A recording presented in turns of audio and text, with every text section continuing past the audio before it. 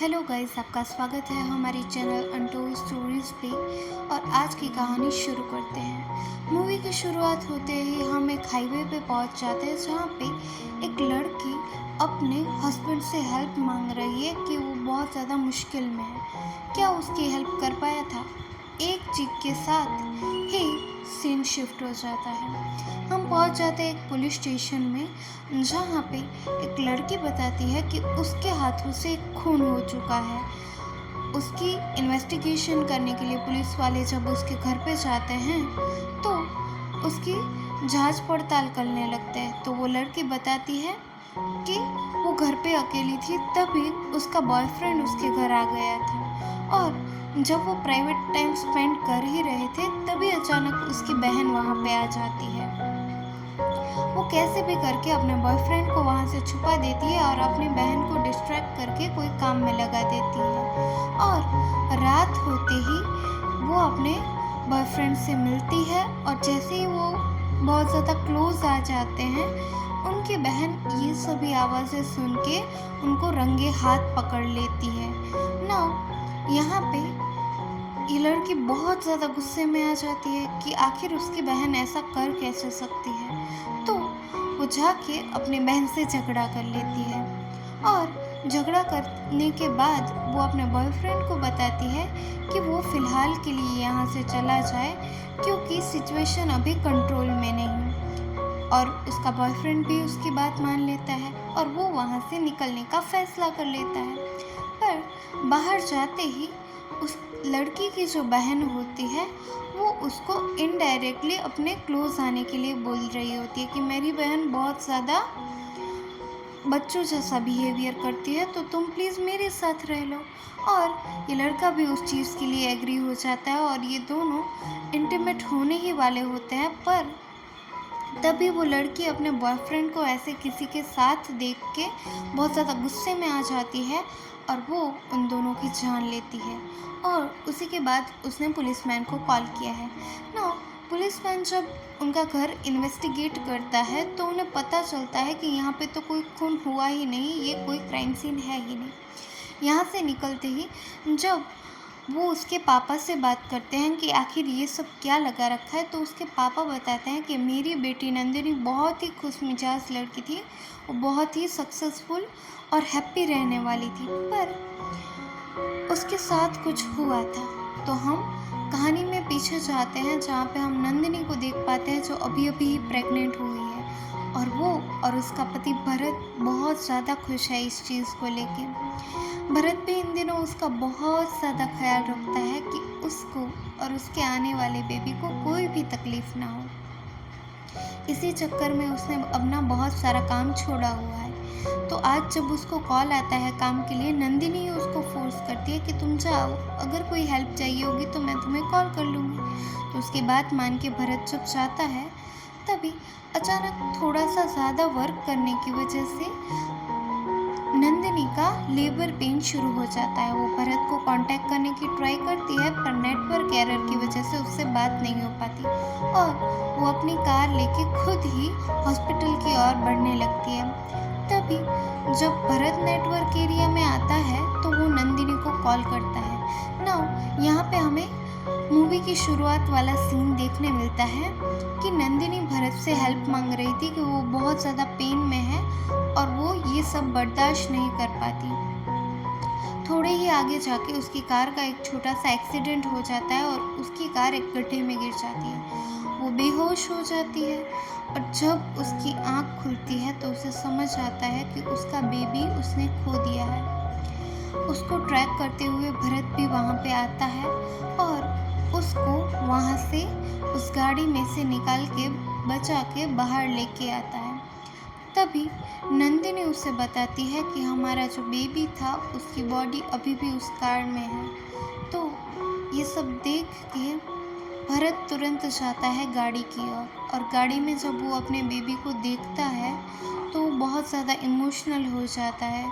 पर इसी दौरान गाड़ी का कंट्रोल खोने से वो गाड़ी खाई में गिर जाती है और भरत और उसके बच्चे की जान चली जाती है। और उसी हादसे के बाद नंदिनी जब कोई कहानी पढ़ती है तो उस कहानी के कैरेक्टर में इतना खो जाती है कि वो खुद को उसी में ढाल देती है ना। पुलिस वाला इनको बोल देता है कि अगर आपको कोई हेल्प चाहिए हो तो थैंक यू और इसका इलाज करवा लेना। यहाँ से हम देख पाते हैं कि नंदिनी के पापा उसको इलाज के लिए केरला अपने एक दोस्त के पास लेके जाते हैं और वहाँ पे फ्री टाइम में नंदिनी फिर से एक किताब पढ़ना शुरू करती है। वहाँ पे हम देख पाते हैं कि वो एक चोर की कहानी थी, तो उसके सामने जो नेक्स्ट बंदा आता है वो उसी को चोर समझ के उसे मारने लगते हैं। तो यहाँ से ये लोग बहुत ज़्यादा वरी करते हैं कि अगर सिचुएशन ऐसी ही रही तो ये किसी को भी बहुत ज़्यादा हार्म कर देगी। तो नंदिनी के पापा का दोस्त उसे एक जड़ी बूटी खिला के सुला देता है और उसे कहता है कि इसके लिए तुम्हें अलग थेरेपी ट्राई करनी पड़ेगी।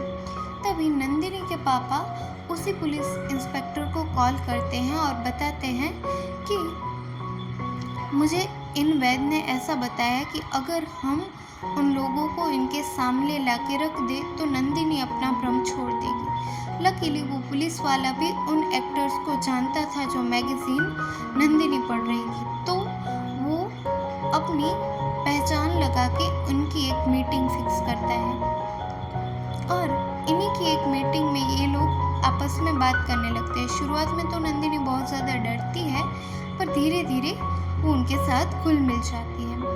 तो यहाँ पे नंदिनी को पता चलता है कि ये दोनों पहले कॉलीग थे और अभी फ्रेंड है और गर्लफ्रेंड बॉयफ्रेंड भी है और कुछ टाइम में शादी करने वाले हैं अगर उनके पेरेंट्स मान जाए तो।